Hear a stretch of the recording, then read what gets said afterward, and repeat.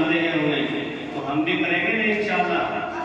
जो भी उस्ताद का अदब करेगा, उस्ताद का कहना मानेगा और मदरसे का और किताबों का, तिबाइयों का अदब जो तालिब इल्म करेगा, अल्लाह ताला उसके दिल में इल्म नूरानियत पैदा करते हैं।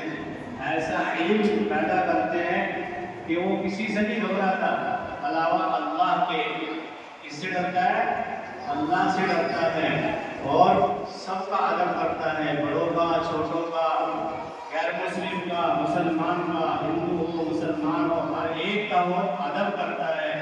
डरता केवल अल्लाह से है। अल्लाह उसे ऐसा नवाज देते हैं अपने सिपाहियों की अदब की वजह से। कुरान करीम का अदब करता है तालिब इल्म, किताबों का अदब करता है, उस्तादों का अदब करता है। तो हम भी इंशाअल्लाह ऐसा ही बनेंगे कि अल्लाह हमें भी मौलाना ज़करिया जैसा बना दे, अल्लाह हमें मौलाना अशरफ अली थानवी जैसा बना दे, है ना? करेंगे नहीं उस्तादों का अदब? तो जो उस्ताद आपकी कर रहे हैं ना, तो इधर उधर मत लगाओ, केवल सामने देखो।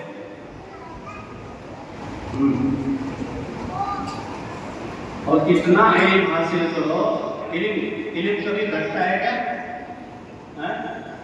इल्म घटता नहीं कभी, चाहे कितना ही हासिल कर ले। इल्म ही ऐसी एक दौलत है जो कभी भी नहीं घटती। हर एक चीज घटती है, इंसान की उम्र भी घटती है, इंसान की उम्र भी घटती है और माल भी घटता है, जानवर भी खत्म हो जाते हैं, ये जमीन भी घटती जा रही है, आसमान भी खत्म हो जाएगा। हर एक चीज घटता जा रहा है, हर एक चीज घटती जा रही है। मगर इल्म ऐसी दौलत है, इल्म ऐसा माल है कि कभी भी घटता नहीं, बढ़ता ही है। जितनी भी आदमी मेहनत करेगा इल्म पे, चाहे वो इल्म दुनिया का हो, चाहे वो इल्म क्या आप उखरवी हो, आखिरत का हो, कुरान और हदीस का इल्म हो, तो इल्म कभी भी नहीं घटता। जितनी मेहनत करेगा उतनी उसकी नॉलेज, उतना ही उसका इल्म बढ़ता जाएगा। कोई भी नहीं बता सकता कि इल्म कोई कभी घटता है क्या। जितनी मेहनत करोगे उतना ही।